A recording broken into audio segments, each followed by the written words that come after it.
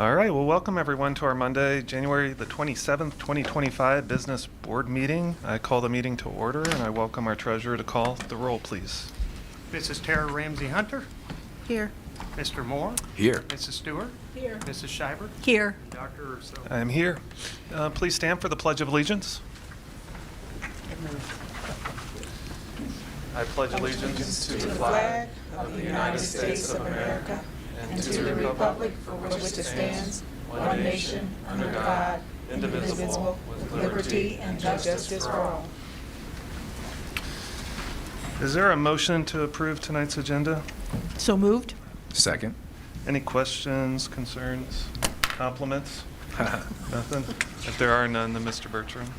Mrs. Tara Ramsey Hunter. Here. Mr. Moore. Yes. Mrs. Shiver. Yes. I forgot Mrs. Stewart. Yes. Dr. Urso. Yes. All right, this brings us to our presentation for tonight. It's the redistricting plan for 25-26. Our superintendent, Ms. Hauser, and we have Karen Jackson to join us. Is Karen going to take the lead on discussing this? I'm going to start us off. I want All to right. make sure, well, Karen, that was so Karen could see them. So Karen, can you, first of all, Karen, can you hear me? Just want to check and make sure we're all good to go. Karen, can you hear me? Yeah, I can hear you. You can hear me? Okay, and can you see somewhat of fuzzy outlines? You've met everyone, all of our board members. Same people? I sure can. Yep, okay, very good. Okay, the beauty of technology. So, hard to believe, but in October, I stood right here at this very podium and shared with you our vision to modernize the elementary experience for our K through 6 students in Middletown City Schools. And really through with ensuring three goals, and that's really a strong sense of community, students attending their neighborhood schools, and an optimal utilization of district resources and facilities. And if you recall, the last time Middletown went through any type of redistricting was in 2011. And back in 2011, that's when the district was in somewhat of a financially struggling. And we closed Verity Middle School, and that's when Highview transitioned into a 6th grade center, and our K through 5 students, they went and they were redistricted into some other elementary buildings. So we always knew that we were going to go back to, we were going to get our 6th graders back into a multi-grade configuration. It was just a matter of when that was going to happen. You know, so, I mean, that's been almost a decade ago. So here we are. Over that time period, we've seen some different, different population density changes, some different enrollment trends, but really now we're at a point where we can really look at getting our 6th graders back into the elementary buildings. And that's what we've been doing since we stood in front of you back in October. So, so district leaders, since October, we've been diligently working with leadership within the district. We've been seeking input from our community and our staff members, and really we're ready to share with you this evening a redistricting proposal that really is a thoughtful plan to get our 6th graders back into the elementaries. It also takes into consideration the feedback that we've received from the public, which is minimal movement, also neighborhood schools, and real optimal utilization of our buildings. So Karen's going to walk you through, she's really going to share with you, remind you of the journey we've gone through, the feedback that we've received, and at the end she's going to share with you the recommendation. Feel free to ask questions as we're moving through. There will be a point tonight where we're going to seek approval from the board, but really Karen's going to walk us through, and at the end I'll do a conclusion. And away we go, and then we'll be ready to go. Okay, so take it away, Karen. All right. Okay, just gonna check. Can you see my screen? Yes. Perfect. All right. Well, thanks for having me back again tonight. It's great to see all of you once again, and I'm really excited to share this recommendation. We've been working on this since, like Dr. Hauser said, since October. So we've gotten a lot of great feedback along the way, and I think this is going to be a really good thing. So as Dr. Hauser mentioned, I do want to share, kind of do some storytelling to start off with, just share the process where we've been, so that you can get a full idea. So this is our overall process. I do have a slide for each of these, so I'm just gonna kind of breeze past this here. So we started off the process with heavy data review and analysis. We developed a series of enrollment projections that use that cohort survival method, as well as Census and American Community data sets. We looked at housing developments occurring within the district. We did a capacity analysis to determine how many students can feasibly fit in each of your buildings given the programs that exist within each school. And we also have that project website, which has contained all of the process-related presentations, surveys, reports, and materials, which upon a vote tonight, if you should choose to approve it, this will be updated almost immediately, so community members can see the impact.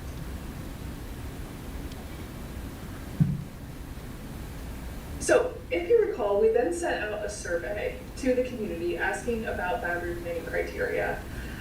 We gave them 7 or 8 different common criteria or boundary planning guidelines that we see typically used in a process like this, and asked the community to respond to this and tell us their top 3 from that. If you're interested in the full results of this survey, it is available on the project website for you to review.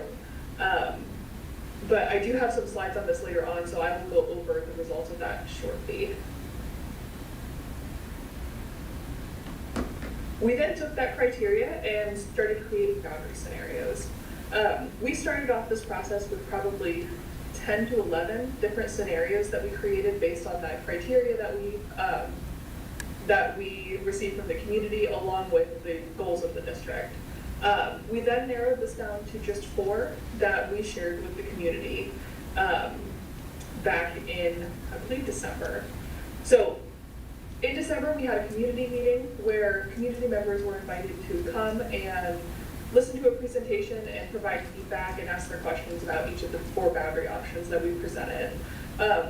The boundary options did look pretty different from one another. That was done very purposefully. We really wanted to capture any feasible change that could happen. That way, when we're putting together a recommendation, we could really take that feedback, look at it geographically, and see what folks wanted from each community. We had, gosh, I would say over 100 people show up to that community meeting. It may have well surpassed 100. There were quite a few people there, especially given that it was a very chilly night that night.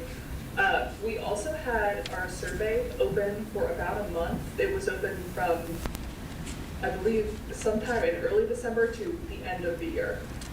So we received feedback during that community meeting as well as feedback within that survey. Again, this feedback was compiled into a report, and if you want to look through it, some good reading, you can find that also on the project website. So, using that community feedback, we went back to the drawing board. As I mentioned a few times within this process, the recommendation will probably not look exactly like one of the options, and that's because we want to listen to the community. We understand that there's no such thing as a perfect boundary option, and we really wanted to honor the fact that we were getting a lot of great community feedback and honor what the community felt about the boundaries. So, as you'll see later in this presentation, the final recommendation is not one of the options as it existed a month ago. It is a combination of these. And that brings us to tonight. So, like I said earlier, we want our recommendation and even the options to align with the boundary planning criteria as much as possible, understanding that some of these criteria are going to contradict with one another, and support that community feedback. And I think we've done a really good job of aligning with both of these. So just a little reminder about stakeholder roles throughout this process. We relied heavily on the community to inform the recommendation. Their job is to really guide the process. We asked them to provide their feedback regarding those criteria or priorities as well as the boundary options, because that's what we use to build our recommendation. The administration team makes the recommendation, and that's where we are tonight. We wanted them to steer and promote the process. I personally relied heavily on the district to promote the process and make sure people knew what was going on. And then, of course, there's your role, which is to approve the recommendation, hopefully, and to oversee the process. We asked you to provide high-level feedback about the concepts and options throughout the process, and you've done a wonderful job of doing that for us. So, moving on to the criteria survey. So, as I mentioned earlier, in October, we asked the community to select the factors that are most important to them when redrawing boundaries. We asked them to choose 3. The top 4 that came out, and we chose 4 because 2 were tied, were to attempt to create boundaries that assign students to their nearest school, attempt to modify boundaries in a way that impacts the fewest number of students as possible. Keep in mind those top 2 criteria do contradict each other just based on where students reside today and where the schools are located. Attempt to create boundaries that assign entire neighborhoods to the same school, and attempt to create boundaries that balance enrollments among schools equitably. Just another point about those top 2 criteria, while the criteria that did rise to the top was attempt to create boundaries that assign students to their nearest school, when we were going through the options process, we did hear a lot of community feedback saying, actually, impacting the fewest number of students possible was more important to people. And that's okay, but nobody had seen options yet at this point, and they didn't quite understand what it meant to assign students to their nearest school. And that's part of the fact-finding mission throughout this process, is figuring out how we can really measure these guidelines against that community feedback.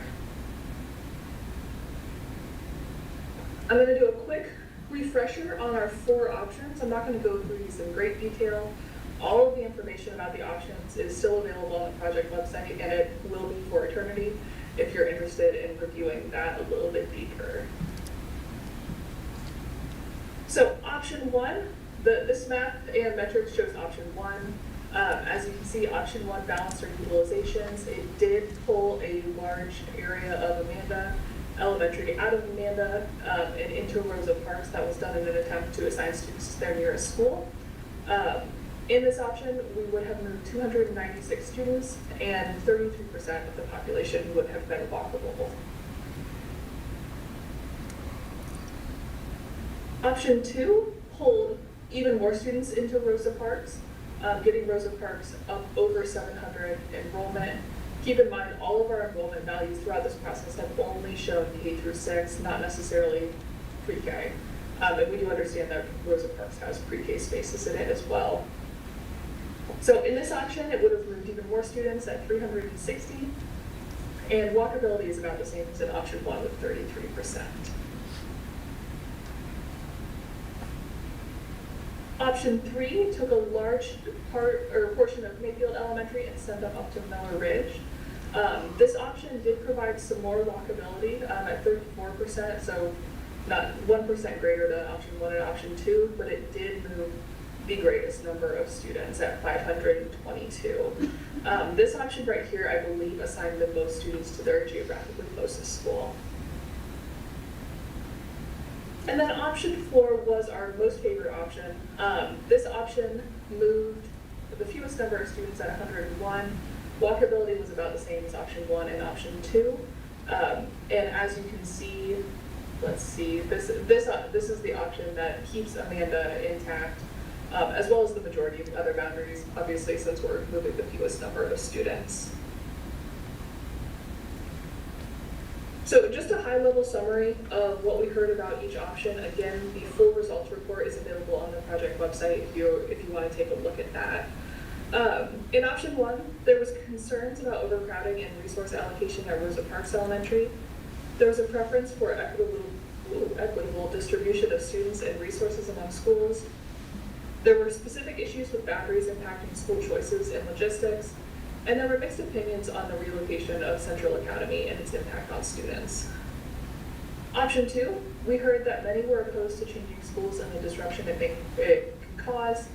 There were concerns about overcrowding, again, at Rosa Parks. There were mixed opinions about Central Academy again and moving this to Highview.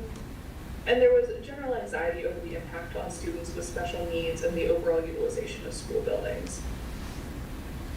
Option 3, again, there were concerns about overcrowding at Rosa Parks. There were other concerns about the impact on students. Remember, option 3 is the option that moved the greatest number of students at over 500. There were concerns about the underutilization at Amanda Elementary and Central Academy. And then there were questions about the financial implications and long-term sustainability of the proposed changes. Option 4, as I mentioned, option 4 did receive the most positive feedback of any of our options. It was favored for affecting the fewest number of students and staff and keeping communities and support teams intact. There were still concerns about utilizations of certain schools and the long-term impact on resources and space, and many appreciated the stability that it offered, minimizing disruptions to students' education and social environments. And with that, I'm going to move on to our recommendation. So I'm going to share the math, metrics, all of the data with the recommendation, and then Dr. Hauser also has some comments about it as well. So I'm going to start with maps and data, my favorite part. So our recommendation was built with option 4 as the starting point. Again, this was our most favored option by the community. In this option, or in the recommendation, Central Academy will move into the Highview building. The ELC classrooms will then move into the current Central Academy building, and overflow from the ELC will move into Rosa Parks, along with Rosa Parks' current pre-K spaces. In the recommendation, you can see the utilizations here as well as the projected utilizations. Rosa Parks, there was a lot of concern within the feedback that we got about overutilization at Rosa Parks. Again, that 55% does not factor in those pre-K spaces that are within that building, along with the future pre-K spaces that will be added as overflow. Amanda will be utilized at 71%, Creekview at 86%, Central Academy at Highview 57%. The biggest question, or the question we've received most frequently throughout this process, has been about Central Academy and if there's any proposed changes. There are not for next year. So Central Academy will just move as it currently is into the Highview building without any proposed changes other than that. Mayfield would be utilized at 77%, Miller Ridge at 87%, Rosa Parks, again, this does not factor in those pre-K spaces at 55%, so that is artificially low. And then Wildwood remains unchanged at 77%. Within the recommendation, 1,077 students would still be, or would remain walkable. That's 33% of your K-6 population. Mayfield would actually turn into a fully walking school. If not fully, it is very, very close to being mostly walkable. The recommendation moves 149 students. That's the K-6 total. So if we consider that 6th grade is actually moving on to the middle school, we're actually only impacting 129 current K-5 graders. So anybody that's starting at that school that's not moving on, there's 129 students impacted. In terms of closest school, you can see we've got a pretty good spread. 70% of students would attend their first closest school, 17% would attend their second closest school, 1% would attend their third closest school, and 12% would attend their greater than their third closest school.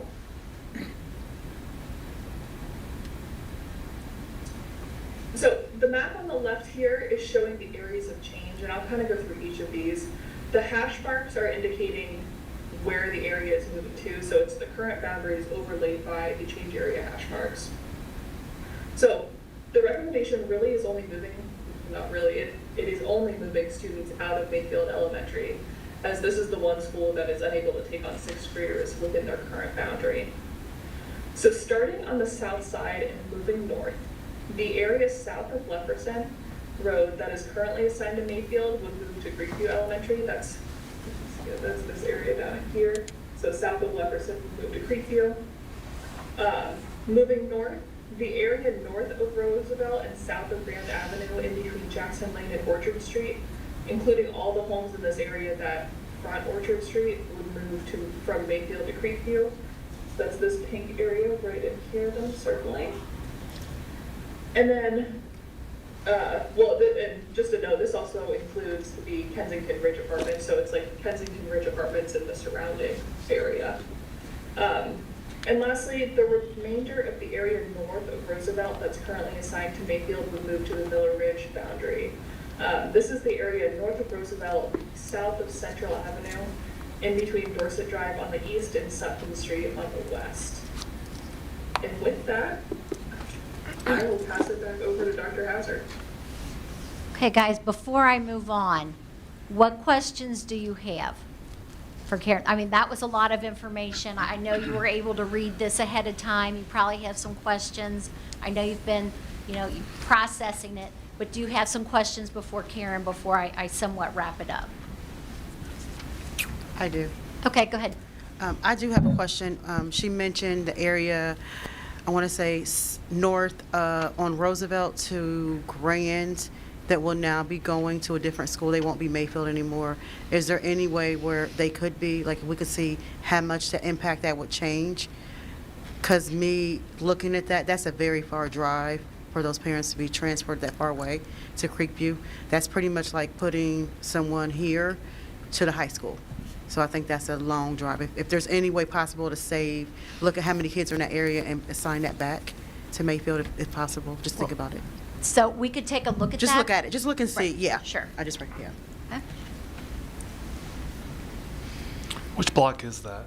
So that would be Highland, going north to, I would say, Jackson Lane. That was taken away from Mayfield and given to Creekview. So do you know where Highland is? Highland is at, what is that, Goldman Park? Goldman, yeah. Okay. And going up to, I want to say the hospital, well, before it wouldn't get to the old hospital. You know where Grand is, where the old hospital is, that'd be Speedway, VP, that I area. appreciate the landmarks. I'm sorry. No, I do. Just so you, I was like, wait a minute, I know that, I grew up in that area, so I know that, but yeah. Yeah. Okay, that helps. I know it might be a lot of kids, but if it's not, it could, just to see the Sure, numbers. we can take a look at that. Just check the numbers, yeah. We could take a look at it again. Yeah. What other questions? Would those kids have access to the bus? They do, yes. So they wouldn't have, okay. Oh, so they would be, yeah, Yeah, so they have bus transportation to the for those school. parents, yeah. Will buses still run to Mayfield? Mayfield will be pretty much all walkers at Mayfield. Yep, Special yeah, needs? except for Is special that needs. currently, do they have a lot of buses?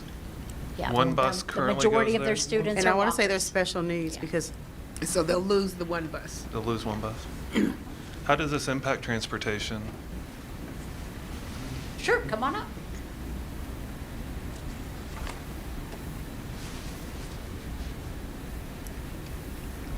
So impact to transportation is going to be relatively minimal because the area that they're in right now is on the opposite side of Roosevelt. We don't cross elementary students across that. So they're receiving busing now going from that area over to Mayfield. What's going to happen in this particular scenario is instead of going that direction, those students now will either be bused to Creekview or will be bused to Miller Ridge. So busing is still going to be available in that area. It's just going to look a little bit different. So we won't see a reduction really in busing. It's just going different places. The amount of time kids are on bus comparable? It's going to be longer. So it's going to be slightly longer, but still it's relational to the buses that are already there, so adjacent areas. So it's well within the number that we anticipate as far as it being a little over between a half hour and 40 minutes maximum on the Okay. bus ride. Okay. Will start times at schools be different in regards to, So we're Based taking on a the- look at that now. So we are going to have to adjust some of the start times because we're missing a school. And really the logistics of having a 3-tier bus school schedule, we're looking at that right now. So we will have a school or two that may have a different starting time.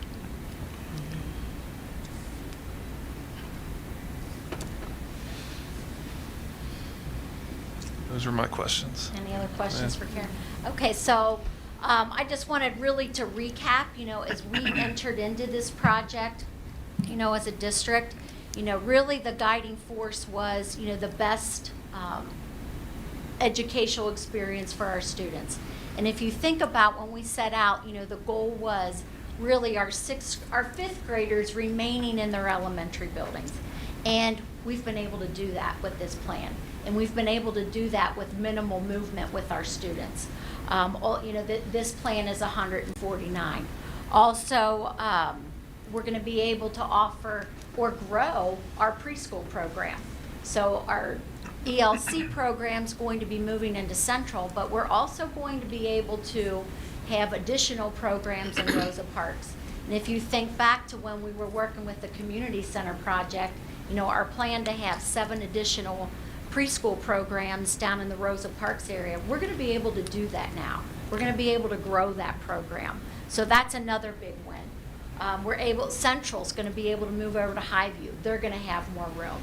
So really, if you think about when we set out to do this project in October, when we were tasked with this project, truly the plan that you have in front of you tonight really checks all the boxes and is going to, in 25-26, provide an exceptional, really seamless opportunity for our elementary students.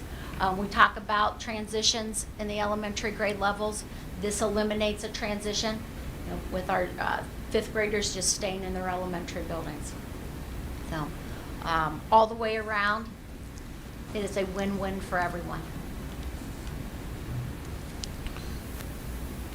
Other questions? Comments, and then I don't know, any questions in regards to that. I want to just extend the appreciation for the feedback, whether it be the in-person sessions or the online. I know we read that, and it's hard to listen to everybody's opinion and act because some of them work against each other. But know that they've all been read and listened to, and trends, we're trying our best to accommodate as many of the majority voices as possible within this. The fact that only 129 students are going to be impacted is important, I know, to me, and I believe my colleagues too, because I understand we want to reduce transitions, not add them, and it would be counterproductive to add that. As a board and as an administrative team, I know fiscally we're trying to be mindful of using our taxpayers' dollars to the best of our abilities, and I know this is a huge cost savings for our district, and without reducing the services and opportunities for our young people. I want to extend appreciation to my buddy Todd, who pushed this, kind of threw the gauntlet down to kind of push us as a board and as an administrative team. And then I also want to, I know within a lot of the comments, Amanda and Central came up quite a bit. And just want to let the Amanda community know how much we value Amanda Elementary School, the work that the Principal Hendricks is doing there, and the teachers and the community that has been built there, and the value of that school to the community that it surrounds. We heard and we've responded, and we appreciate the good work that's happening at Amanda. Likewise at Central Academy, it's always been a space, or it has been over the last few years, that certain families have been attracted to. My family was one of those. The hope is that there's going to be a rebirth or an emergence or an evolution of the Central Academy with the new space and resources that are there, because I do know it is a community school that has a huge value in our world today. And so I'm excited for Central Academy. I know the teaching staff has stayed around for quite some time, and I look forward to seeing how that evolves. But want to thank Karen's work and her team's work. Without that information, it's hard to make decisions, and so I appreciate the time that went into that. Really, to extend on your comment about the feedback that was provided from the community, I mean, really, if you look at the proposal that was shared tonight, the feedback, you can see it in every aspect of the proposal. From proposal number 4, you can see that in what was shared tonight. You can see the Rosa Parks comments that were made and how they played out. But the comment that you just made, every comment was made and was considered. So thank you to everyone that took the time to share what you were thinking. So with that, anything else? No, I appreciate that this was all online. I think it's wonderful as a record, a historical record of how this went about and the steps and the comments, the input from the people. I really appreciated Wolpert's procedures here. It sounds like it's going to be there forever. Yeah. That was that. I did have one question in regards to Tara's point. We're going to vote upon a plan. Is there any room for fluctuate? And then maybe it's more appropriate to talk about it when we make a motion in a second. But as we vote upon a plan, is that plan the plan that's set in stone that we'll move ahead with? Or is there, just for clarity as I kind of process those next steps? That's the plan that we're going to use to start putting things in motion. Okay. So as soon as tonight, as soon as the plan is approved, I mean, tomorrow it's, we have transportation meetings, we have staffing meetings, Gotcha. we have preschool meetings, we've had to wait until we had a decision here tonight, because remember, this start 25, 26, so everything's rolling. But we will take a look at that. But I will also like to assure you that when we looked at these boundaries, I mean, we went out, we drove the boundaries, we looked at what would make sense, we looked at, and then also, when we were looking at Mayfield, we had to look at neighborhoods that we would relocate, where the number of students would make sense and where they were located, and it was a big puzzle. But we will look at it again.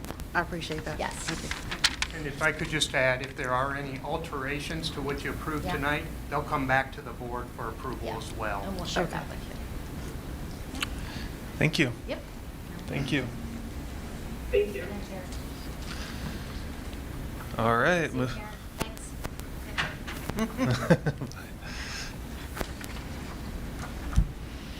We'll let you get situated. All right, next on the agenda is the consent agenda. Is there a motion for approval? So moved. Second. All right, questions, comments regarding tonight's consent agenda? Mr. Bertram, any financial reports that need to be highlighted, donations, et cetera? All the donations certainly are on this consent agenda that we received for the band trip.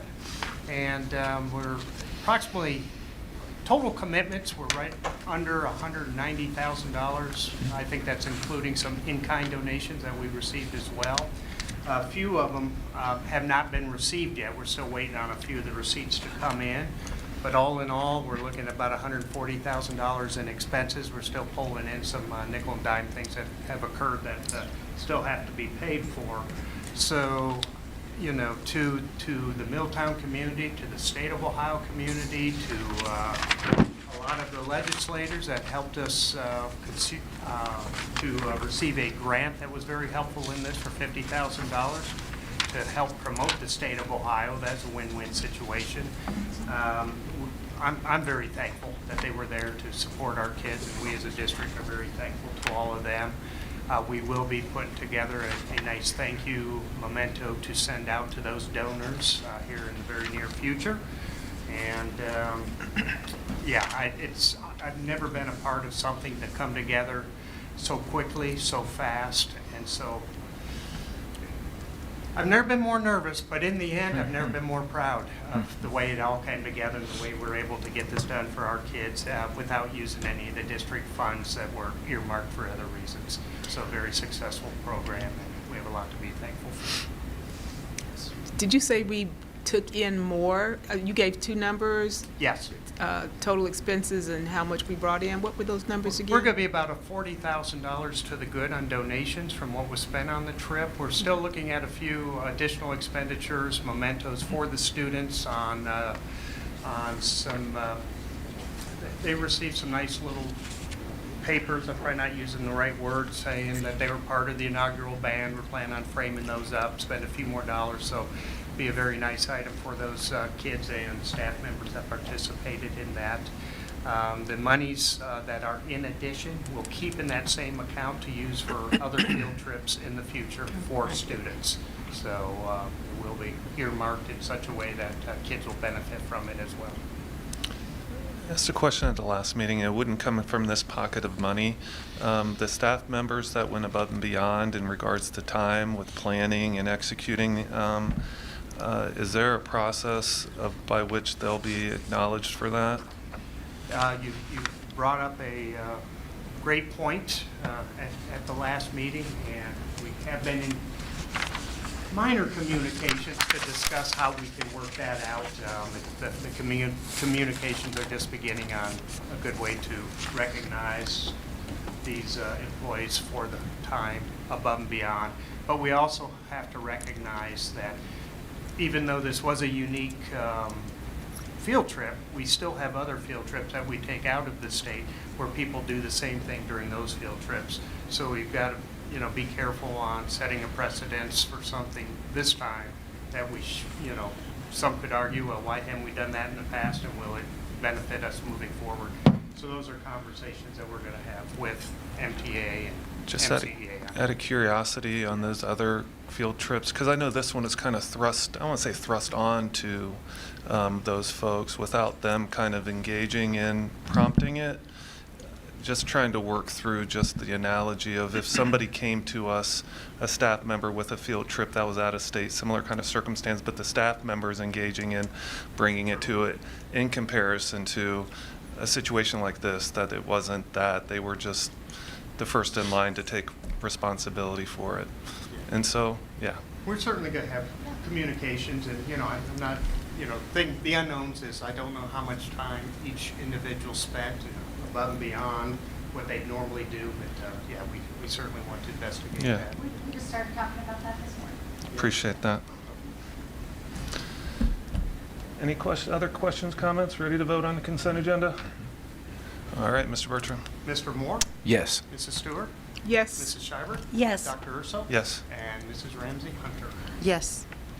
All right, under business, we have the redistricting plan for 2025 school year. Is there a motion for approval So moved? and a second? Second.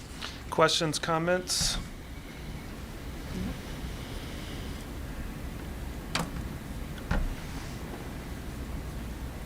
Is that enough awkward silence?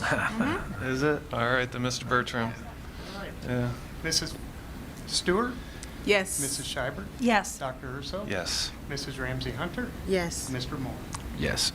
Just like to make a quick comment again. I want to extend our appreciation to the administrative team. I know the timeline was short, and with the help of Wolper, I think the process was as good as we could have expected. I hope the community feels it was transparent. We tried our best to be transparent and listen to the priorities. For a long period of time, the sixth grade center has been a question mark within our district, and we're pleased to know that moving into next year that we have a solution to that. We want to make sure our staff is supported in regards to this transition. I know there will be some moving parts over the summer. I'm confident that things will go well, and next year, this time next year, we'll be in full steam in our new spaces. To the young people who will be transitioning, hopefully it's exciting and not overwhelming. But again, just to express our thanks to everybody involved in making this happen. That brings us to committees and committees reports on the agenda. Any committees, Ms. Hauser, that have met since our last meeting? Yes, we just had a district leadership team meeting last week. If you recall, district leadership team is exactly what it is. States that it is. We had district leaders come together and we really look at data from beginning of the year to middle of the year. Quite a few celebrations. A district leadership team. We just had it a couple days ago. Thursday. Right, Thursday. So how about if I turn it over? Ms. Scheibert and Ms. Stewart attended. So they can share with you firsthand some of the celebrations that we had a district leadership team. Yep. Well, the DLT group, I've only attended 2 meetings, but they do not ever cease to amaze me. Wonderful group. They celebrated movement within their buildings, academically doing, moving up at least a point or two. Attendance also was improved in several of the district buildings, which was very good. What I appreciated most out of the group is the sharing and the learning that happens there. They are really sharing their, not only their achievements, but they're very open and exploring what's not working and sharing with each other how they can do better. So I was pleased to see the improvements in the movement, and especially in attendance overall. I want to say, correct, that there's been improvement in attendance. So yeah, it went well. Anita? I think specifics have to be mentioned in attendance. I think there was 44% of chronic absenteeism when we started this, really focusing in on this. And it's 33% now. And the teachers and the principals and the leaders all, I can't think of a way they didn't try. I mean, they are working very hard. Certain people are in charge of phone calls and little competitions class to class, and just teacher input, little trinkets, and all the things that kids might want to come to school for. The range of things they are trying is amazing. And as Mr. Bertram pointed out, lots of donut parties. And but they're coming. They're coming. And I think that's great, because that was a big problem when we started this school year, to think about last school year, and it was a problem statewide. And I'm proud that it took a lot of effort on everybody's part, including the little kids, to get here and be here. Now, big kids, we got to work on them more too, I guess. But I know Mrs. Cotter is, they're making their own efforts over there, where maybe little trinkets don't count as much. I think it's Costco cakes that she said works at the high school. So, but lots of contact at home to make sure that reasons why, because there are many reasons why children don't come to school, and it's not always their fault. It's the fault of someone else who should be getting them here. Also, the academic achievements, the sharing, I'm impressed by that too, always. These teachers try, the delving into the data, and these people know their data back and forth and inside out and upside down with the help of our data experts here at school in the district, and they are trying the tiniest things you might not even think of. They have honed down to the tiniest little skills to work with improvement, like just making sure when you answer an essay question that you're totally focused in on answering that question, and then doing all the specific things like putting your periods in, your quotation marks, and all those kind of things that maybe kids didn't think were so important, but they're honing in on all of that. And it's a constant effort, always. And you're right, that's the thing that pops out most when you go to these meetings. They are trying many things, and mindfully so. The learning that's happening and the examination of the data cannot be understated. Never. And they are learning, they are growing, and they are understanding, very importantly, why they're doing better, but looking at really why we're not moving. And they are taking a deep dive and trying to figure that out. So they are working really hard. I really appreciate all the work that they do. Yeah. And then when they leave the middle of the year DLT, they leave with a plan, right? Yes, they do. The plan to work between now and the next DLT. When they'll come back again, look at the data, analyze, and then keep working the plan. And let me say too, kudos to you and Carrie and Susanna, for just keeping everybody so on track and laser focused in terms of we are at the halfway mark, guys. This is the success that we've seen so far, but we are still in the game. Do not get tired. Do not get weary. This is what we have to do to end up. You're really forcing us to keep our eye on the ball, on the win. And it's very easy at the halfway mark to get fatigued and tired. So kudos to you guys. Thanks. Yep. And that's it. All right. Yep. That's it for those committees. All right, next on the agenda, under Board of Education reports and activity, there's the approval of membership for the Ohio Coalition for Equity and Adequacy. Is there a motion for approval? So moved. And a second? Second. second? A second. All right. And I know we were going to have some kind of conversation in regards to this. Mr. Bertram, if you want to give us an overview, I think most of us are aware, but for others to be aware as to what this group does and where we can be involved with their work. Yeah, this is certainly an organization that we have been a part of, probably 1990s or before. Okay. They've been in existence a long time, helping with school districts to be a voice for school districts, help with legislation, and getting things done for public education. Currently, their dues has always been set at 50 cents a student for their annual coalition dues. So that's just a part of being the member. And for us, that equates to just under $3,000 since we have just under 6,000 students. We've taken a part of that dues for the 11 years I've been here and well beyond that. That's been normal.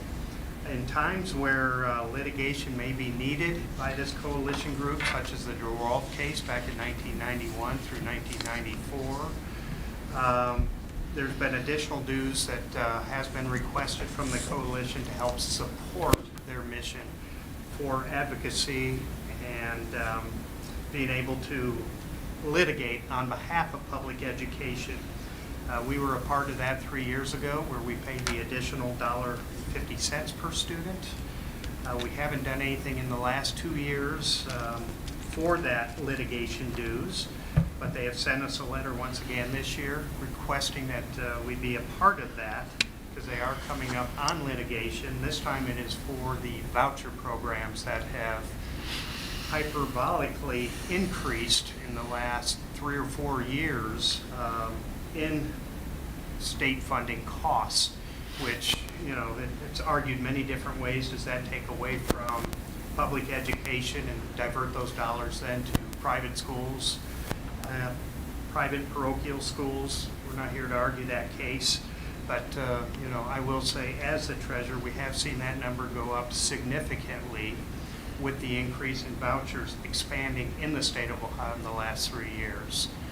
Where this number probably 3 years ago was in the range of $400 million being served for vouchers going to private school causes. Now we're up, this year will be over $1 billion. So it's gone up 2.5-fold, if not more, this year due to those expansions. So the cost to the district to be a part of that could, you know, if we went the $1.50 per student, it'd be just under $9,000. All right. Any questions, comments? I can speak in terms of my recommendation would be, as we have before, support the legal membership at the $2 per student or the $1.50 in addition to the membership cost. Understanding the terrain in public ed right now, to advocate for the school district that we're a part of, but then also statewide, I think is critical. And so I would be in support of moving ahead with that. I was just going to ask the board, over the years, I know that this has been oftentimes a difficult issue as we looked at the litigation part of the finance of the request. I certainly have no concerns about the coalition dues itself. The only issue that I have is, at this point, there isn't a pending case before the court. And I know that should a pending case ever come before the Ohio Supreme Court on this issue, the outside money and the funds that would come into this case would be really incredible. It would be a national case that would bring a lot of funds and a lot of representation to a case in terms of a national voucher debate. My only concern is because there's not a case at this point, I would just ask that we, rather than the full amount, I would be willing to meet folks halfway at $4,000 on that request. The only thing is we're asking, I understand that the voucher program, trying to find this balance in the voucher program has been tough. I know things have changed in the last couple of years where even the Ohio legislature has put more money into a potential lawsuit that may come, but there's not, I always have a difficult time using taxpayer money on a case that's not in front of us. That's just been a sore spot for me. And this, as a principal, it's difficult for me to vote on an issue when it's not before a court. That's the only problem that I have now. Otherwise, I'm just asking my colleagues if there was a case before the court, this would be a very different request for me personally. But my only concern is that if we are going to fund it, if we were to fund it at $4,000 and still meet the coalition dues, this would still allow the treasurer or superintendent to have a seat at the table in any kind of debate that they would have. It allows us to also show our support in terms of some case that may come. But let's keep in mind, they've been fundraising on this same case now for probably 5 years, this same voucher case that has been pending. There still hasn't been a case filed. There still hasn't been a case that's even in an appellate court right now, let alone going before the Supreme Court. So I'm just trying to balance that process out. And again, I understand the complexity and the politics of the voucher program, but my only request would just be to lower that amount to $4,000. So just for a point of clarification, it would be the $2,986 plus $4,000 for a total of $6,986? That's correct, Is yes. that what you're saying? Okay. Go ahead. I think that there's no higher call than to protect public schools. And I think we make a statement with our money as well as with our words. And I would hate to see us support any less than what we have been supporting. And I understand what Todd's saying, it makes sense. But I would be comfortable at supporting at the 50 cents per student for the membership, and no less than the 150 for the legal, which would get us at 9,000. I agree with Verlina. We had a chance at all boards To see their work. in Columbus. I don't know how much of this money goes towards what these people have gathered or the work that's being done, but we saw a panel presentation, and frankly, at the beginning, I was a little skeptical of this because I thought, I don't know what's going on here. I don't really know. But we were made aware of lots and lots and lots of efforts at the state level. Even there is not a case yet, but I guess there has to be information gotten, and there are a lot of difficult dead ends that they've run into because of lack of cooperation from the state. I also worry, it's the voucher program now, but to me, this I don't even know what to call it. It's not oversight. It's almost like rulings regarding public education, regarding all education in the state of Ohio. I'm getting very nervous about what is happening with the current climate. Yeah,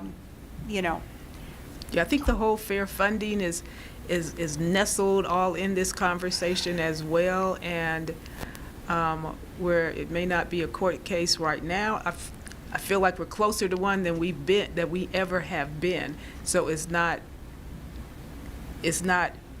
if it's going to be when, and I think we're going to need as much support and advocacy as possible. I wanted to say I certainly understand my colleague's position, and I understand. It puts me, to be honest with you, it puts me in a very awkward place because I do understand the importance of promoting public education and trying to balance out the appropriate view on a question like this. What I've tried to do, though, is look at districts that have actually entered into this case itself. And if you look at the number of districts that have actually entered into the lawsuit itself or funded dues into the lawsuit, that's a much narrower group of schools as opposed to coalition dues and those sorts of things. Most districts, I shouldn't say most, I would say the majority of Ohio districts have not funded the litigation part of this request. I think they're just waiting to see that case. A lot of districts, if you look at the total number of districts in Ohio and the number of folks who've actually entered into just funding this, I think you'd find it's, a lot of our larger districts have certainly gone into the lawsuit, but districts our size, I think, in comparison, they're not funding at this level. Am I wrong about that, Randy?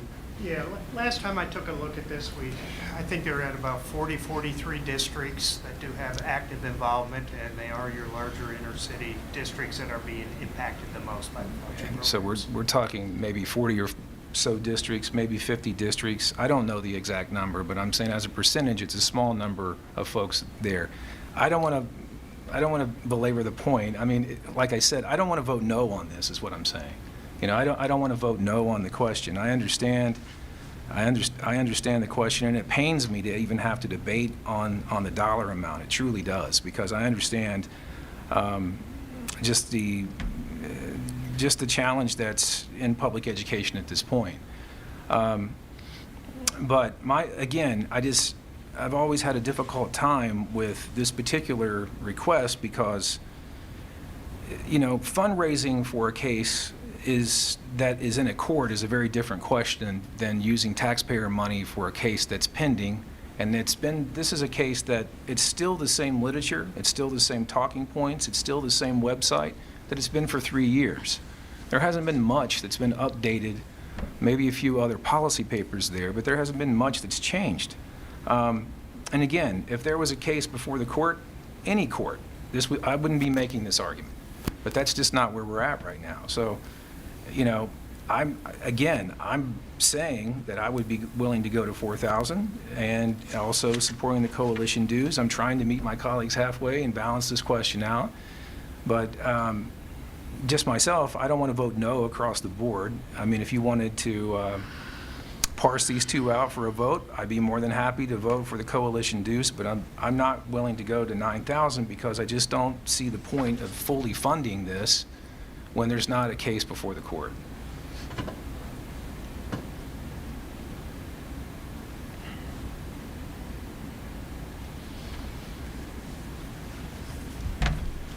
So, how do we figure this one out? I think as he indicated, I mean, we could separate the two. Yeah, I would just make a motion to separate the two items for coalition dues. We could take two separate votes on the issue if that's where we want to go. But again, I just want to caution my colleagues on this. Public education right now is under attack. It is being asked to reinvent itself. We're being challenged. We're trying to figure out what the appropriate balance in Ohio should be. What should public education look like? I think we're trying to go down a path. We're in a community right now that has a strong Catholic community that's trying to balance out vouchers. We're trying to balance out different questions on education. I just want to caution us about getting into this discussion too far before cases are actually pending before courts. I know that there's strong views either way on the question of vouchers and its importance and what it does for education. I think there's room for everyone. I believe that there's room for a voucher program and fully supporting public education. I'm not saying what the state is doing is something I fully agree with. I think finding that balance is very important. But again, I hate to vote no on something like this because I do think that there needs to be a second look at where this is heading at the state level. There's no question about that. But again, it just rubs me that we're putting money into a case, the same potential case that's been pending for at least 5 years, and it's never hit a court. But I will close there. If Dr. Urso as chair would like to make, I would make a motion if the board chooses to do that. I wish we weren't doing that. If the board does decide to do that, then I could certainly be willing to vote for the coalition dues if you want to make a motion. Can I ask a quick question? At what level have we been funding the litigation portion since we have been participating? 3 years ago, we funded it at the $1.50 per student. We did not fund it each of the last 2 years because of the concerns from the board. So it was just the 1 year since I've been here that we started that, and it's not for the last 2 years. It's come back this year. Okay.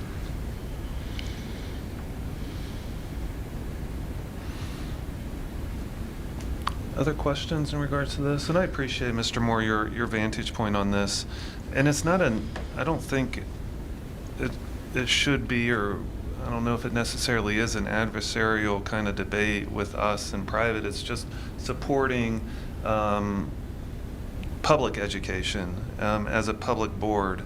And it's hard to kind of differentiate the two at times. I acknowledge that fact. And not knowing the next 6 months, much less the next year, yeah, it's hard to really forecast. Keep in mind the process of the court system. Should a case be filed, it has to work its way through multiple levels of court. It doesn't go to the Supreme Court. Mr. Moore, I think your microphone, I can hear you, but I'm sorry. I think I may have it dead. I think my microphone's dead. It's dead. Yeah. Yeah.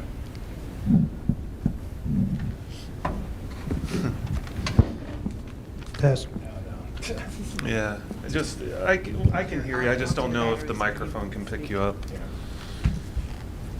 Again, all I'm saying is that, you know, the case itself, should a case come, it doesn't go directly to the Supreme Court. So I'm advocating, and I appreciate you saying that it should not be an adversarial question, because I certainly don't intend it to be an adversarial question. No, nor do I, nor I And, think any yeah, of because us. it puts me, as I said, in an awkward position to have to even take the position that I'm taking now. But the problem that I have is that as we look at a case that moves, a potential case that would move its way through a court system, it doesn't start at the Supreme Court. You know, so I'm saying, okay, I'll fund the dues, I'll give money towards a pending case for $4,000 for a case that has not hit any court. And then if this case were to be filed, we're talking a couple years down the road before it would ever hit the Supreme Court. It takes a long time to get a case into the Supreme Court. It has to go through multiple levels of courts before it gets to the Ohio Supreme Court. So there's not even a case been filed that I'm aware of in any court. So this is $4,000 for year one. And then if you want to fund it for additional years, that's still money that goes into a potential case. But there isn't a case. That's what I'm trying to make. That's the only argument. I understand about protecting children, fighting the good fight against what is perhaps an overreach on the voucher program at this point. I get that. And I don't want to take any more time on that. It's just that, again, I don't want to say no, because I understand that there are potential cases that will come. We just don't have one at this point. I guess my question would be, and your point I think you mentioned before, is that once a case comes, outside dollars would probably flow in. And my concern is that to build a case that's worthy to go to those courts, it takes money to generate that kind of case. And so where the investment is needed now, where down the road when there is a case, it would seem like it would just be optics, because again, your point I think is valid, that other entities would come in for political reasons or lobbyist reasons and support that case from that point forward. I think it's the point to get it to the courts is where districts like ours, it would be nice to know what the courts would say in regards to this. And for us to be a part of that process, to have a case to be seen by the different layers of the court system, to maybe one day it would get to the decision makers. That's, I think, where Sure, I think we might differ a little bit. But this 4,000 gives us that, it's that step forward is what I'm saying. No, and I It's, acknowledge that, yeah. but, and again, at the end of the day, 4,000 or 5,000 more in the scope of what this is going to require is, I know attorney fees, thankfully, I haven't had to pay them lately, but I know they're expensive. And so the difference between our amount and other amounts, I mean, it's going to take a collective group to be able to generate the funds necessary to get there, so. Certainly. There is a motion to go ahead and separate the two votes and just to vote on the 50% or the 50 cent dues. Mhm. Somebody wants to second that, you can move forward with that, or if it dies, then we go on to the original. Randy, with that motion, how many votes do we need for a motion? If we have a motion and a second, is it 3 or 4? 3. Yep. Guys are making this tough on me tonight. I'm No. You're making it tough on me. I don't We want to could have make done it. this last time without you here. I was going to say, I appreciate the debate, and Dr. Russo, thank you for Yeah, no, we I could don't have, but we mean didn't want To to. make it tough. That's why I got from my information in Columbus that there's a great effort of gathering information and data, and continually, things keep shifting. And new layers keep being added on. So this is becoming much more complex as time goes by. So in order to keep up with it, I think this is a continuing process. That's my understanding of this. So, All right, and so where are we? And so do we need a second in regard to that motion? I'm willing to. I'll second. So we can vote on the base membership, right? Yeah, it's just separating the two, and then we Okay. would make a motion and a second on each Okay. of those different Okay. pieces within it. You're earning overtime today, you're taking care. Yes, it did. Eh. All right, with the motion on the table then to vote on the 50-cent base dues, Mhm. that's the annual dues that we do year over year. We'll start with Mrs. Schreiber, Yes. Dr. Urso. Yes. Mrs. Ramsey Hunter, Yes. Mr. Moore, Yes. and Mrs. Stewart. Yes. Yes, I can.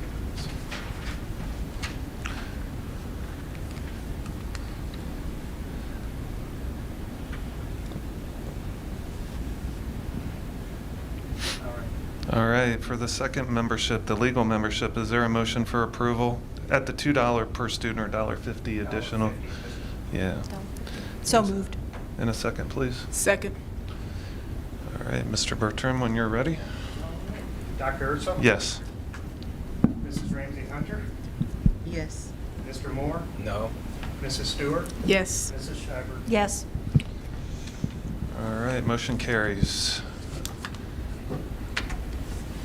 The next agenda item is a revised and new policies. It's a first read. I know there's been a lot of effort and energy into these. I thank Ms. Scheibert for that effort, and Mr. Bertram and others who have been going through line by line and figuring out that our policies and making sure that they're in line with the state and what's best for Middletown. Are there questions? Mrs. Scheibert, do you want to provide an overview, or is it just for us to kind of continue to read them and? It's a difficult overview, and the thing is, it touches almost every single area of the policies, and if you've ever looked at that policy section, it's a boring read, unless you're looking for something specific, because there are policies about everything. And the policies, our review was an effort to keep the policies legally up to date, in line with whatever's going on in the state and the world, and also to make sure that the district policies are up to date for our needs, and then in alliance with what is legal and what is customary. So some of the things we have sent to our person at the state level who advises us on these things and keeps us in line with legal matters. And we have revised many of them, and there is still a list that we have sent for where we had some things that we had to discuss further and make decisions about what would be most appropriate for our district. Yeah, So- right now, those are on the list. And We've it's like we've we gotten finished back. those. So those are back. Yep. That's correct. Okay. But what's still going to change in the next few months is all the lame duck Okay. laws that have been Okay. passed. that Okay. Will come to fruition. Yes, So some the of next them- 3 months, we could still have it. Yeah. Not a list as large as that, but we could have a larger than normal quarterly list coming, I would say it's going to come to us in March, because there's some items that have to be approved and passed by the end of March. Okay. Well, I can assure you that these were read carefully and considered by a room full of people. It wasn't just me and Mr. Bertram and Mrs. Hauser. There were other district people involved in this. So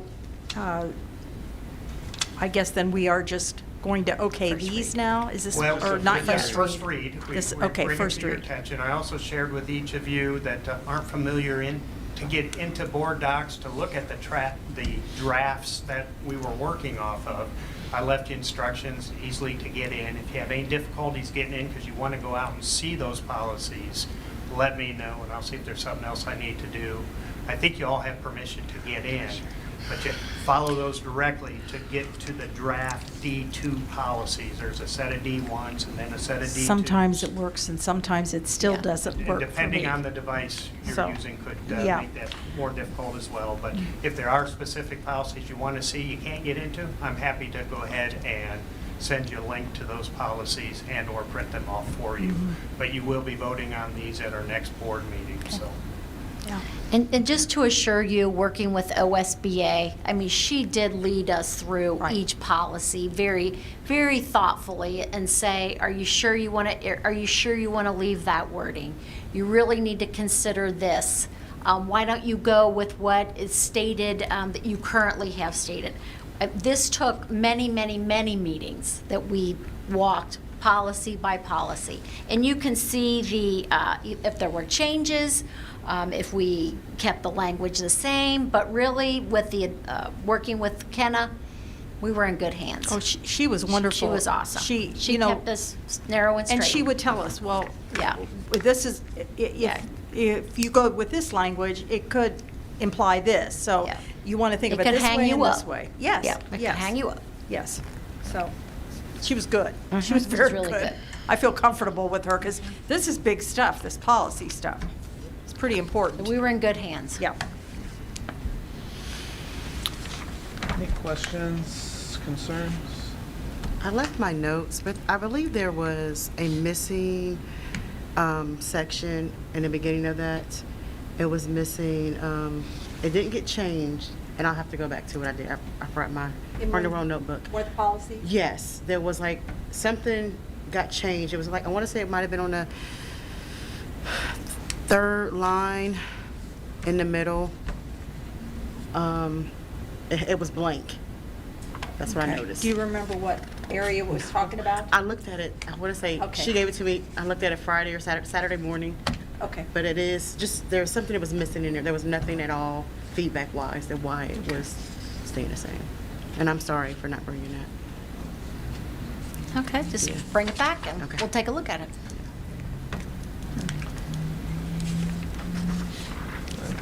No other questions? Again, thank you to all those. I'm That was. not was a sad big- I'm not on that committee, but I appreciate the work that goes into it. It's very important, it's critical. Then, if I'm looking at the agenda correctly, that brings us to board reports. Ms. Ramsey Hunter, anything to report this evening? No, just as far as, I would like to thank everyone that was involved in the inauguration parade. It was amazing watching our students and staff and family and the city come together to allow that, so the students can come there and experience that. It was, I'm just very impressed and grateful to be a Midi. Thank you. Mr. Moore, anything to Yes. report?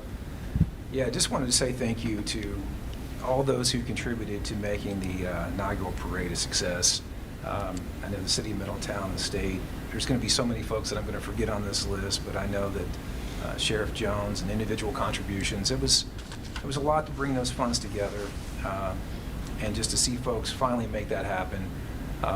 It was really something to see. I watched the inaugural parade and just watch the kids and watch their faces. That really got me. That one moved me. I was really proud of their work. They did an outstanding job, and I thought it was just a proud day for politics aside and voucher arguments aside and everything else. It was a great day to see Middletown City Schools and just see our city represented there. But I was just so proud of the kids. I mean, they brought it. They really did. And they did, I think, an outstanding job.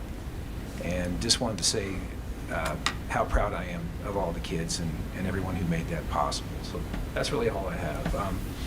One other thing, if I may, you know, in our current political environment, as toxic as it now is, we are, and I want to say this to my colleagues here, and also if I can even name folks on the city council as folks that we might want to work with in the future. We're in the process of looking at a text amendment for the Planning Commission seat, a seat that has been established between this body and the City Council and Planning Commission since 1959.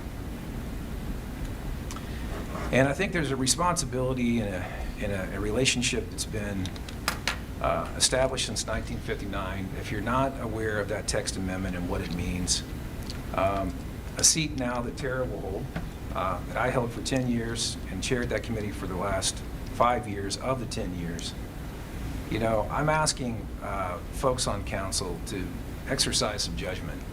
There'll be more debates coming on this, but when we look at our community, to be referred to as a district, as the entity, I find that offensive, and I think it's wrong to have a discussion about removing a relationship that's existed since 1959 and be referred to as an entity. We're a co-part of the government here in the city of Middletown. Our kids and families are part of this community. We're not an entity. This is part of a community. And I look forward to having that larger conversation, but I would hope that we can exercise an argument with some integrity and some truth, which is lacking right now. There's a lot of comments being made by members of council. I think that grudge, whatever it may be, needs to end. And so I'm reaching out to them and making that point now. There'll be more discussion about that, but our kids and families, our district is not an entity. We're an integral part of this community. And I certainly intend to fight for that seat and fight for us to have some respect, frankly, some respect in this district and as a part of this community as we work hard to change lives for kids and families. So that's all I have tonight, Dr. Urso. Thank you, Mr. Moore. Ms. Stewart, anything to share? Yes. I want to thank Todd for serving on the Planning Commission for 10 years plus and chairing it. Working on these boards, it's not easy. It's a lot of heart and time that goes into it. So thank you, and thank you, Tara, for stepping up. I also want to thank Todd for pushing the redistricting. 5-6 months ago, when that came up, I think even administration was like, whoa, that is not something that we can just do quickly. And I think Todd was the lone soldier that said, yeah, I think it is something we can do. And more than that, I think we're going to do it. I'm going to really press you guys to get it done. So thank you, Todd, but thank you to administration. That was a lot of work. It made me think of when I joined the board just 2 years ago, and everyone assured me that this was a tough job, but it was going to be easy. And the first thing we had to do was hire a new superintendent and then the redistricting, probably the two biggest things that a school can deal with. And administration and this board has managed both very, very, very well. So thank you. Just want to give a quick update on the Robert Sunny Hill Community Center. Construction is going well. Anyone that's interested is invited to just drop by. It's always cool to see the work in progress, so you can have something to relate to the before and the after. So you're welcome to come down and get dusty with us if anyone is interested. And the construction is on schedule, so it's going well. Butler Tech update quickly. You know that the superintendent will finish up his term this school season, finishing up August of 25 of this year. We have, and probably you all know this, but we have made an offer to William Sprinkles. It is dependent on the board approving that recommendation, but that is on the table, so we may have a new superintendent here in the coming days. Aviation building is coming along on schedule, so really pleased with that timeline, and that we haven't had to deter from anything. We're right on schedule.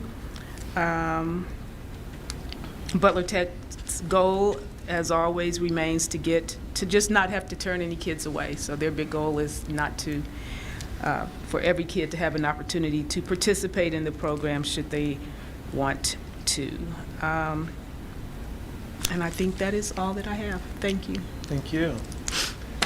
The only thing I would like to repeat, the compliments to the students that are in Middletown Marching Band and the cheerleaders and all those people. I myself was never in a marching band, but I've been fascinated with it. My children were. And the precision, the thought, the time, the repetition it takes to do that is amazing. And I hope Mrs. Cotter does not mind that a comment she made at our district leadership team about, she said I think she said the only other high school or young band like that was from a military school. And she said, our kids were every bit as good as that.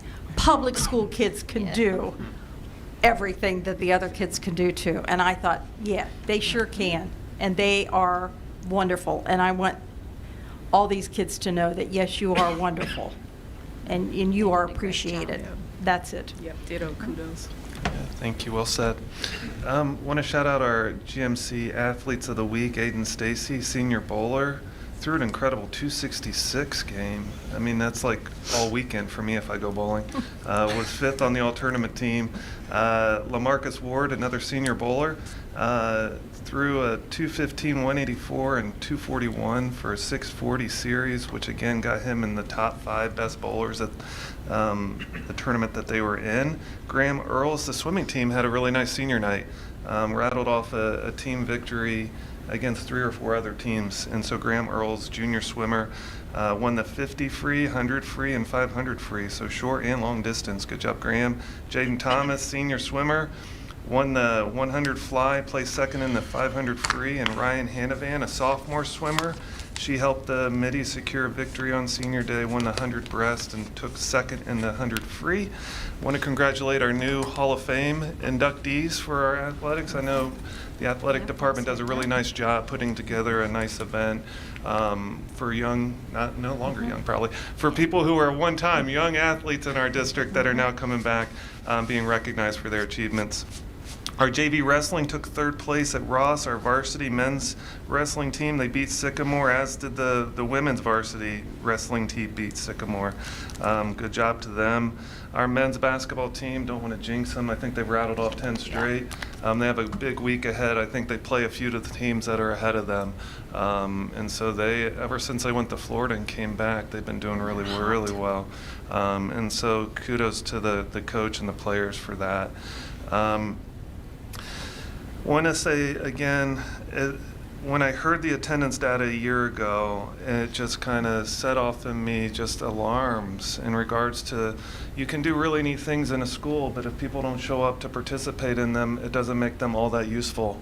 To know that the trend lines are moving in the right direction, still work to be done, absolutely, but to know that the effort by our teachers, our administrators, our administrative team here is yielding positive results. And the kids. The kids, absolutely. They are the ones who, and I know I hear it from my teenage daughter, and it's cold outside. It's cold outside. And so to get up and to get to school is critical, and to know that our kids are doing better at that is important.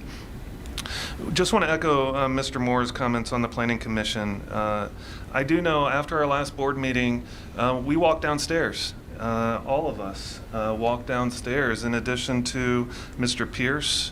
Mr. Brickey was there to speak and participate in the Planning Commission meeting. And we sat around after our meeting, we sat around for a good hour plus to be able to participate in that meeting. And it was disappointing to have that meeting tabled. After going through the steps to go there, to participate, to advocate for, and I think people knew that we were there. And I do understand politics is politics, and to table it while people are there is, I guess, the game that you can play. I understand it. Maybe it's strategic, maybe it wasn't, but it does come across that way. That when you show up to be a part of something, the public processes that. We were elected to be a part of this board. There are people who are part of city council who are not elected. They were appointed, and other people that are making decisions that, it's just disappointing in that way. And I know our friends downstairs. We want to work well with them, and we have worked well with them. And so anytime they have questions, concerns, come talk to us. We're happy to engage in those conversations. We feel that we're best served if we're working together, not against each other. And we feel our history has shown that.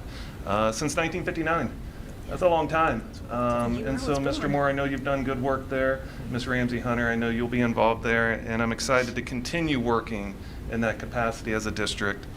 And so that's all I have. Mr. Bertram, anything tonight? Yeah, real quick, I'd like to say 1959 is as old as my big brother. That is a long time. Older brother? 1959 is- Older brother. Older brother. All right, so we 1959 can figure out is the some year I math was He's here. always been my big brother, so, yeah, my older brother. Anyways, going through the policies, hundreds of them, it's quite an undertaking. like it. And I want to thank Mrs. Schreiber and Kathy. We can't forget about Kathy. God, She love was the Kathy. start of this Yeah, process. yes. And of course, all the admin team that have worked diligently to get us through this process. Although it never ends, No. at least now it's more manageable, and we'll stay on it on a quarterly basis now with the policies coming in and some one-ups, emergency policies here and there. So that's my big take tonight. Thank you so much for the leadership you've shown in that and your commitment to the policy committee. A lot of time. Kudos, Nita. Shoo, yeah, that was. Right. So 2 things, just to extend on our marching band. I'm not quite sure if you know or not, but when the decision was made for everything to go inside, for our band to go inside in March, the plans and everything they had practiced changed also, and you never knew it. They pulled it off with expertise.